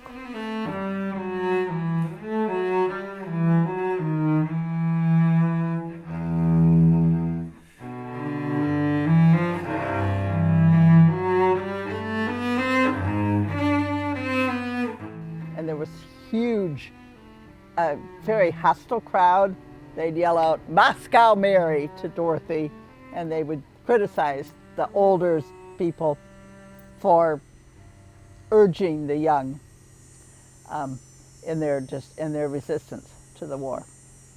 Dorothy's absolute resistance to the Vietnam War was what got me interested in the Catholic worker. And her pacifism, her insistence that the resistance to the war had to be nonviolent, was what kept me kind of straight during that time. At that time in Saigon, in South Vietnam, the government was in great turmoil. There were several coups, and these corrupt right-wing generals would become premier or president or whatever for a while, and then they'd either be assassinated or replaced.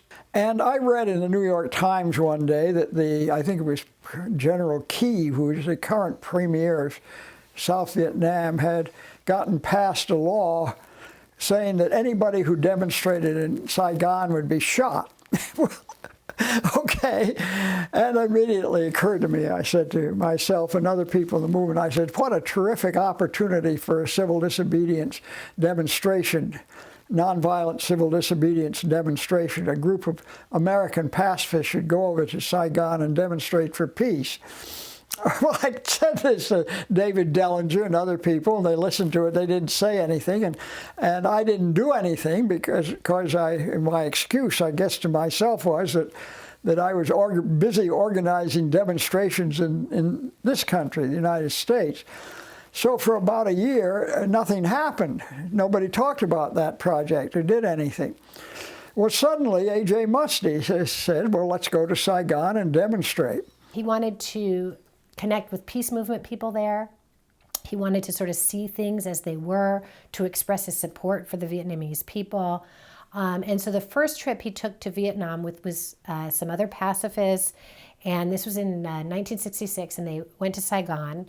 And I, of course, wanted to go on the project, and eventually I was chosen as one of the members. It was an interesting group of people. There was A.J., Barbara Deming was a member of the project, Bill Davidon was a member. He was a physics professor then. I think he might have been head of the physics department at Haverford University. Karl Meyer was another member. Karl was a member of the San Francisco to Moscow Walk for Peace, too.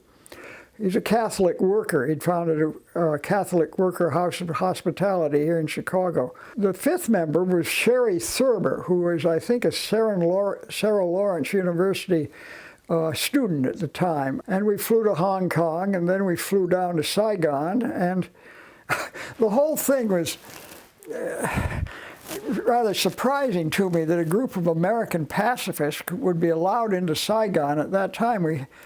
Either we didn't have to get visas then, or we easily got them. I don't know which, but we had no difficulty getting visas. We got to Saigon, and we established ourselves in the Caravel Hotel, which is the largest French, I think it was a French-owned hotel, and began to plan for demonstrations in the city. We had contacts through the peace movement. We talked to some Mennonites in Saigon who had a relief station there. We got in touch with some Buddhists who were in a peace movement in Saigon. And it was there, through them, that we had a meeting with Thich Nhat Hanh, who was a young Buddhist priest living in Saigon.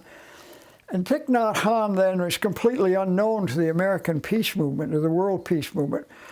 But he was trying to organize in the towns around Saigon a third-party movement that would provide an economic alternative to the communists. And he came and visited our project one day and sort of briefed us on the political situation in South Vietnam as he understood it, and described his project. That was very interesting. We didn't know at that time that he was going to become a very prominent peace activist in the West.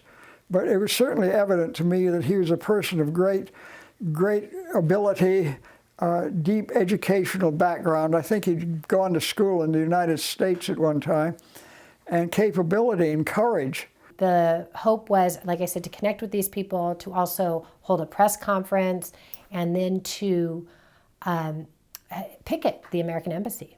We would go out at night at the hotel up to the upper floors and maybe have something to eat at the restaurant. And I mean, you could hear the fighting going on in the distance. You'd look out towards these mountains in Vietnam, in the central area, and you could see flashes of light from the explosion of bombs, and you could hear the rumble. And that was how close the war was to us. A press conference was held at the Caravel, or we tried to hold one, but immediately the police came in and took us over. They said we couldn't hold the press conference in the Caravel, but we could hold it in this town hall in Saigon. We went to the town hall with a police escort and into a room of about 200 people. A whole lot of South Vietnamese showed up and attacked them, threw eggs at them, and basically threatened them. I think Muste was threatened, his life was threatened by one of them. So it was clear that that there was a packed meeting. It was a setup because we weren't allowed to, as soon as we started to speak, Vietnamese would stand up and denounce us as communists or what have you. They threatened A.J., they denounced him as a communist. Americans brought their own placards to the news conference at Saigon City Hall. Besides reporters, dozens of South Vietnamese students were on hand. để nghe ông Phan Mô nói. The government of South Vietnam offered us this meeting room for a press conference. We understand deeply the feelings which...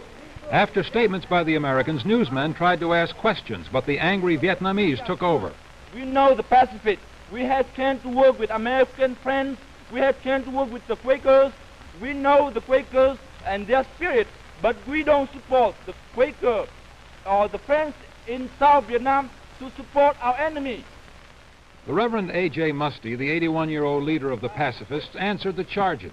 And to say, I am also a Quaker, and maybe some of these others are. And you are welcoming here the aid which the Quakers are giving to you.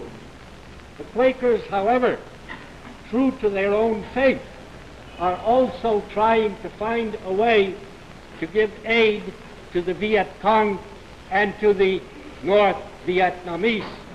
The news conference finally broke down completely when Vietnamese students started yelling into microphones, shouting anti-communist slogans, and tearing up the pacifist placards. They threw eggs, splattering 2 of the Americans.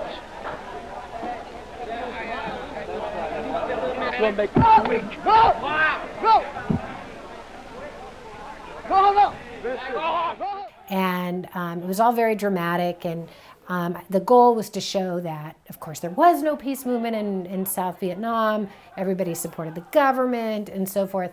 Well, the very next day, as they're in their hotel, all of these Vietnamese come up to them and say they're sorry they had done that. They had been paid off to do it. And so Muste really feels like his sense of what's going on in Vietnam is right on. I don't think they're ever able to hold their picket at the embassy. They're escorted out of town in police paddy wagons.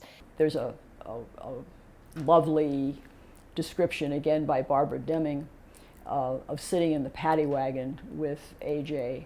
And it was hot, and it was a metal paddy wagon. The heat was just atrocious. And this very old man, she's really worried about him, and she looked over at him and she said his eyes lighted up, and he just smiled and he said, "It's a good life." And Muste returns to the United States ever more committed to organizing against the war. In a situation where there are 240,000 American troops in Vietnam, and the image of the United States as war-making is practically the one image they have. And that is a distorted image, an incomplete image, and to bring to the attention of the people of Vietnam in a vivid way that there are people in the United States who have other views and who want peace was, I think, a significant thing to do. Furthermore, we have protested in the United States, and we came to feel very strongly that to do it right on the spot in Vietnam where the fighting was going on was an appropriate thing to do and something that we were morally impelled to do. Will you, do you intend to meet with any Chinese communists in Tokyo? No, I have no connection with Chinese communists which would make it possible to do that. If Chinese communists were to approach me, I certainly would talk to them. So, of course, Shirley and I had been dating for 3 or 4 years by that time, and integrated our lives pretty much. So, coming to Thornwood to stay at my parents' house and going to things where AJ was speaking and so forth. So the two of us pretty much shared a common AJ experience from that point forward. It was of course the Vietnam War era and a lot of draft protests. And in fact, the most notable example of seeing him get arrested on the evening news was a protest in front of the Whitehall Induction Center in Manhattan, which was an induction center that I had been through personally. I got rejected temporarily for an ear infection. And it's the one that Arlo Guthrie talks about in the movie. Goodness, what is the name of that movie? Alice's Restaurant. Thank you, Alice's Restaurant. Shirley and I were married in 1966 in October by AJ. AJ officiated at the wedding. It was a short notice wedding because I had joined the Peace Corps and was preparing to leave for India when I changed my mind and decided I'd rather be married than leave the States for 2 years. So I called Shirley up and said, listen, how about if we get married? And in my version, she says, well, let me think about it and call you back. So, which she did very, very soon 20 after. minutes. 20 minutes, she talked to her roommate or something. So I was given leave to withdraw from the Peace Corps without prejudice and reapply. And so here we were, ready to get married on about it turned out to be 3 weeks. It's hard to get married even on 2 weeks' notice, but even 3 weeks is pushing things. But AJ very graciously agreed to officiate, as he often did for members of the left-wing persuasion. In his peace work, A.J. also managed to bring Thich Nhat Hanh to New York on behalf of the Fellowship of Reconciliation for public talks and private meetings. So the other fly-on-the-wall moment from that period that I would have loved to have had is I learned about from Taylor Branch's biography of King.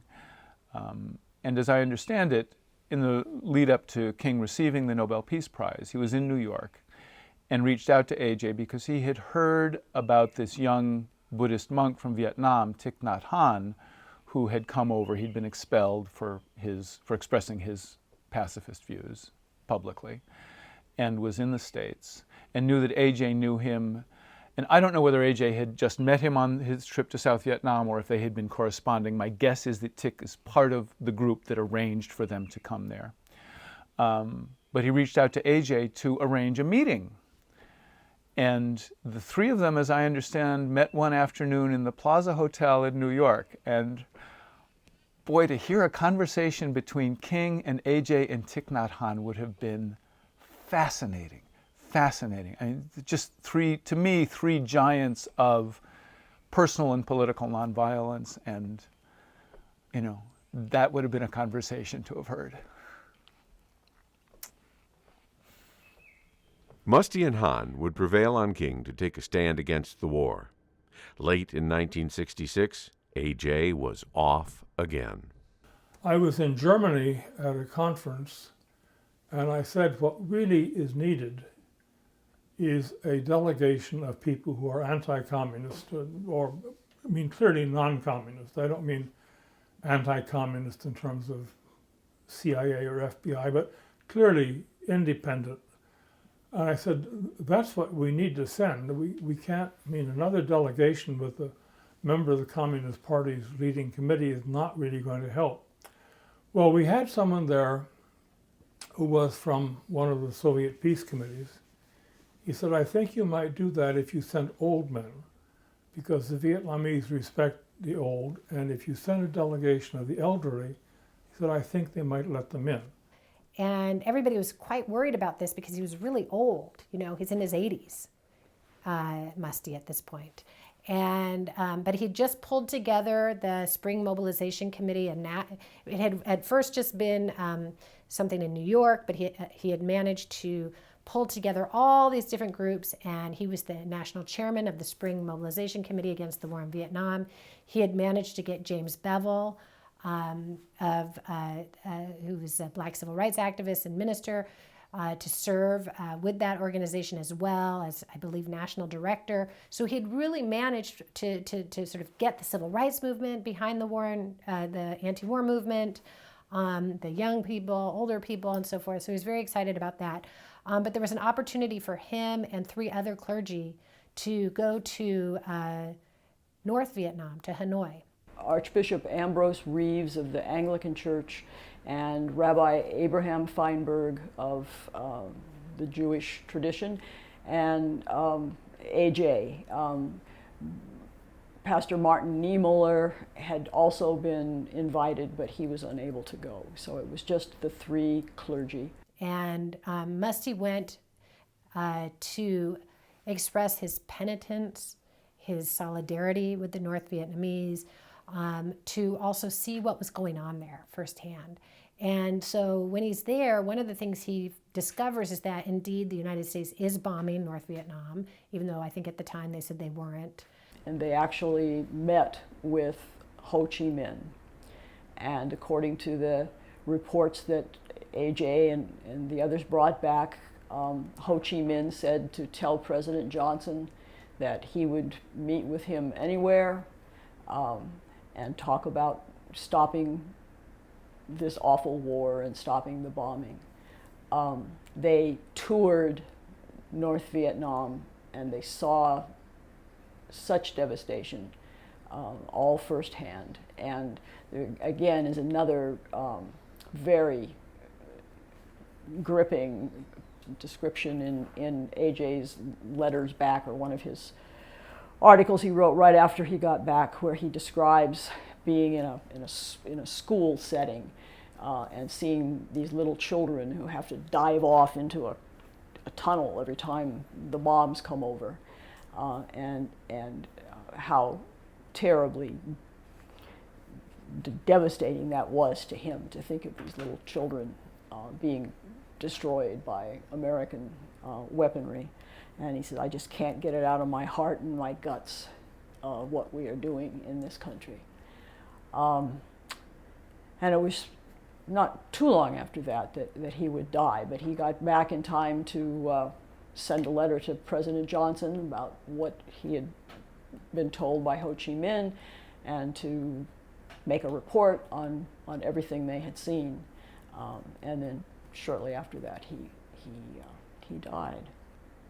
When you read his final comments on what was happening in Vietnam, it's the first time since he had returned to pacifism after the Depression that he's just a little bit qualified. What is Ho Chi Minh expected to do? How can we ask Ho Chi Minh to be nonviolent when these horrible things are being done? He didn't say that in any other war. He was for universal, everybody getting on the same nonviolent road, and he still was, I'm sure. But how could you ask it after you had seen what we had done to them? And so the violence of the oppressor versus the violence of the oppressed was a huge dilemma in that war, maybe more than it had ever been in anything else that he had wrestled with in all of his time. Of course, I did all the organizing, and I remember raising money. That's what I did when he came back from Hanoi, I think. That was his last visit, actually. That was his last trip before he died. And I wrote a fund appeal letter raising, his birthday was January 8th, and when he came back, I knew he would be exhausted from the trip and that he would be called upon to raise more money, so I had organized a fundraiser and got $10,000. This was for his birthday. He wouldn't have to raise it then. This was a birthday fund appeal letter. And it was for his 82nd birthday. And it says, I address this to all of you who know the name A.J. Muste, to you who have heard him speak and read his articles, who have marched and rallied with him, who have marveled at his ability to reconcile, to bring together, and to build, who may have some idea of the tremendous burden he has carried through the years.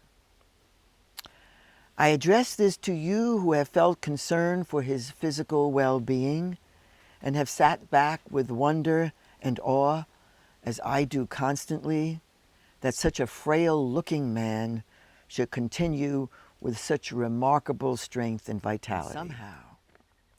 Somehow he comes through for all of us, though I'm sure it takes its toll. As you know, AJ is in Hanoi at this moment, where he celebrates his 82nd birthday. When he returns, he must be free to do his utmost in applying his experience, his witness, and his wisdom to end this horrible war. But he will be faced with the same burden and responsibility, raising money, in addition to all his others. I appeal to you now to ease that burden as much as you can with a generous birthday contribution to him, to be used to relieve the pressures upon him, to allow him to continue his work and ours with a little less strain. Thank you. Beverly Sterner, Secretary to A.J. Muste. And we did very well with that, and A.J. was so pleased because it was over $10,000, so it was a lot of nice money. To go back for a moment to the movement against the war, there were so many cross currents and factions, and African Americans did not want to be co-opted by white pacifists, and young people didn't want to be held back by older, more traditional ways of doing things, and labor unions had to have their interests considered before they would consider becoming opposed to making munitions, and everybody had something that they brought to the table that was keeping them from working with somebody else. And AJ was at his best right down to the end, getting all of these people to come together and to mount some of these huge demonstrations that we had. And historians will argue to the end as to what role that kind of force plays in bringing a war to the end, and what other forces were at work. But certainly everything he did to mount that force had consequences for ending that war, I think. Dorothy wrote a very nice hymn of praise to him in her column, in her February 1967 column. And she opened it with a sentence that goes something like this: Abraham was the father of multitudes, and A.J. Muste certainly was. He was the leading figure in the U.S. peace movement at the time. And she said many of us were able to see him the week before he died. He and 11 other people, not Dorothy, were singing Christmas carols at a draft board center down on Whitman Square, I think, or Whitman Street, on December 15th of '66. And then he went to Hanoi, so he missed the first trial, so he was in contempt of court or something for that. Her colleague and their mutual friend, Tom Cornell, told me a story that, yes, they certainly did see each other the week before he died, because both A.J. and Dorothy, or A.J. was standing trial, and there was this huge snowstorm, but Tom Cornell was able to pick up A.J. I think they were both working at the Fellowship of Reconciliation together at the time. Picked up A.J. and took her to the trial, and then went back and picked up Dorothy so she could be there. And A.J., I think, had it dismissed, but anyway, that was the last time they saw each other, and he died the next week. And he had been going to meet with Bishop Helder Camara from Brazil the next week, and he had all sorts of plans. By this time, A.J. had been welcomed into the home of his dear friends Joyce and Bob Gilmore. That all came after he was mugged one night, returning to his bedsit. It was from the Gilmores that A.J. went to the hospital on the morning of February 11th, 1967, complaining of terrible back pain. It probably was an aneurysm. We were in White Plains. Your mother was called into the city. He died that same day. It was like a matter of hours. And she came back.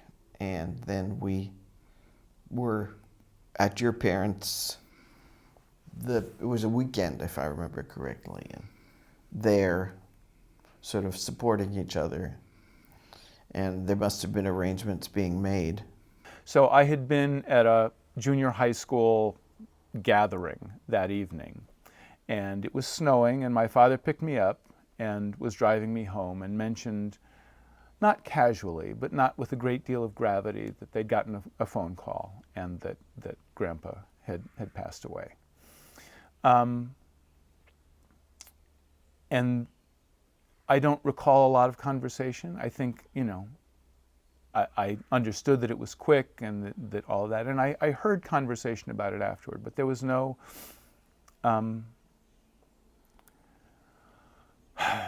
no additional sense of moment to it. It was not about, an icon has passed. It was a personal thing that my grandfather, who was 81, had died, and that was, part of life, and it was sad, but it was not, oh my God, what are we going to do now, or any of that. It was really just the personal moment, and I remember it vividly. There were various memorial services. The first one was the really close pacifists and the family. John and Jean came from, where were they? Columbus. Columbus, right. And Deutsch came from Indiana. Connie was dead by this time. And Richard's Baker grandparents came because they had all been friends for years and all lived in this city together, nearby, I should say. And then I had suggested to Nancy, where I come from, after funerals, there's a gathering. And you provide food, and then people talk. Right. And so I said to Nancy, do you want to invite people back to the house? So she did, and we got deli meats and stuff. And people then sat around and talked. Bayard Rustin was, right to the end, always considered a family friend, and was present at the private funeral service for my grandfather, as one of the few people outside of the immediate family that I even remember being there. George Hauser was there, I think, and Dave Dellinger maybe. There were at least 3 old guys who came to the house afterward. I cry at funerals even with people I don't know, so I always get a little weepy. Anyway, Bayard got up. We were all walking out, and Bayard got up and sort of came at us swiftly. And he looked at me and he turned away and went to talk to John and Isabel, because I think he was trying not to cry. He was trying to control his own terrible, deep feelings about all this. And John and Isabel were just, showing no emotion. So I just thought, oh yeah, I wasn't helping him at all, but they did. And then somebody organized the public memorial service at the Friends School in Manhattan. Ranks of heroes of the movement and heroines of the movement sitting across the front. Norman Thomas was one of them. And then people stood up and spoke. There was a lot of emphasis at the Quaker meeting about how A.J. was so saintly. And I was irritated, and I said, look, he was wily as a fox. I mean, he was gentle, but he also knew what he was doing. And he did. But I was angry at Bayard and Bob Gilmore not having the far left represented. They were part of Muste's life. So there was a second memorial held at Fillmore East, which is just 3 blocks up here. A shaman, which had been a place where rock bands played. And we packed that place, and we did have someone from the Trotskyists, I think Fred Halstead spoke there. And the range, a good range, an honest range, but the range included the Trotskyists and I think someone from the Communist Party. I think I was very present with what was going on then, and just overwhelmed by the calls and the telegrams and, you know, the letters and requests, you know, of it was, there was no time, I think. I remember at the memorial service how moving it was to have so many people there, and the moving testimonials. I think Reinhold Niebuhr, I think there were many, W.H. Ferry, there were many testimonials and wonderful articles by journalist James Wexler, and I think Jimmy Breslin and Nat Hentoff, and there's a whole series of wonderful testimonials that came in after his death, and I think Ho Chi Minh was one of them. Yeah. And then before you knew it, there was just so much to do, and so I think it was just like a whirlwind. It was just came right, you know, just grabbed us all and just took us, you know, and it just everything stopped until we could gather ourselves again and then continue to do the work that he did. And we had the most incredible mobilization, the spring mobilization, where we held a huge blow up of him, and we led the parade with him, you know. So yeah, he lives on. Everybody was afraid when he died that the anti-war movement would fall apart, because they thought it was something about his particular organizational skills and his personality that was able to pull together all these different groups. And so there was a profound sense of loss. And this really was in every part of the peace movement, from the more moderate to the pacifist to the more militant to the, you know, to the hard left. And so, you know, I don't know if they were right about that. I think that the left was in a difficult situation with the anti-war movement anyway, because it came to consume so much energy and time and attention, and sort of diverted from other projects they were committed to. So I don't know if he would have been the genius who would have made it all turn out, you know, exactly the right way. But there was definitely a huge outpouring of sadness and support, many different memorial services and so forth, and a real sense of loss. These days, A.J. is remembered by a few, but mostly he is forgotten. Still, there is much about his life that is worth our consideration. I never heard him raise his voice to anybody about anything. He was always speaking in just above a whisper, and he always had a gleam in his eye, and his face was just filled with light and peace, and you wanted to be around him, and you wanted to hear what he had to say, though it was always very soft, and it was always very brief. A.J. Muste was an example of that kind of soul force life, soul-centered life, which was a love and truth-centered life, a life of wonder and beauty and mystery all at the same time. But A.J. was not an evangelical Christian. He wasn't interested in whether, he never expressed any interest in whether a person believed in Jesus Christ as his or her personal Savior. He never expressed that idea to me. But he always had this profound belief in the supremacy of love, and it's commanding possession of the human soul, if you believed it. And in the end, he had to say, what do you believe in? Do you believe in violence and killing people, torture, or do you believe in love and forgiveness and forbearance and nonviolence? And he took the latter route. I think of A.J.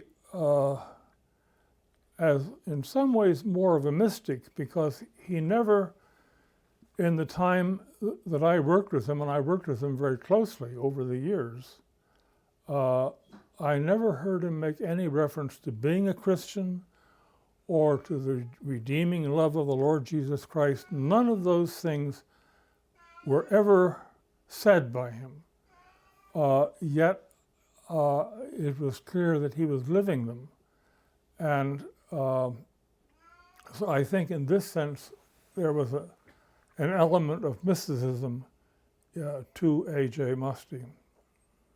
The title that I had initially wanted for my book was Pragmatist and Prophet, because I really think that captures his sensibility, which was to work things out, to work out truth together in a real modernist project. But by the same token, he also was a prophet who, when he felt that he needed to, speak truth to power, that he was going to follow that as well. And so those sorts of tendencies within him kind of, at times existed in tension and in conflict, but usually were quite generative and creative, and made him, I think, one of the most compelling and adaptable and relevant radicals of the 20th century. Everything he ever said about the futility of violence, the evidence is in front of us every time you open a newspaper or hear about the latest mass killing or turn to what's happening in the streets. I'm so proud to be associated in any way with someone of such integrity as my grandfather was. When I mention to people that I'm A.J. Muste's grandson, it's a test. And most of the responses are blank looks. But every once in a while there's a, oh. And then sometimes there's, oh, right? But what happens, I think, sometimes is people who know of A.J. and know of what he stood for, some of the things about me, things that I say, will suddenly make more sense or be, oh, okay. So I think what really people ought to know about A.J. is that, I think he would be okay that he's not better remembered than he is. He would not be okay that the world has not changed more and improved more. He was not about himself. And I think that goes back to his whole idea of trying to practice what you preach. He did not feel that demagoguery served. I think he was deeply mistrustful of people who chose to start a movement and name it for themselves. Because what he saw, I think, was the idea that this is ultimately going to be about the person and not about the ideas. And I think what he valued was the ideas and the commitment and the actions. So I think, if there was anything that I wish people knew about A.J., it's that. It's that, whether you agree with the political positions or whether you find his life journey confusing, that what was driving it all the time was a sense that this is how the world can be better. And it is our responsibility as people to work to make that better in whatever way our conscience drives us to. And that would be, if people really understood that, I think he would feel that his legacy was well served.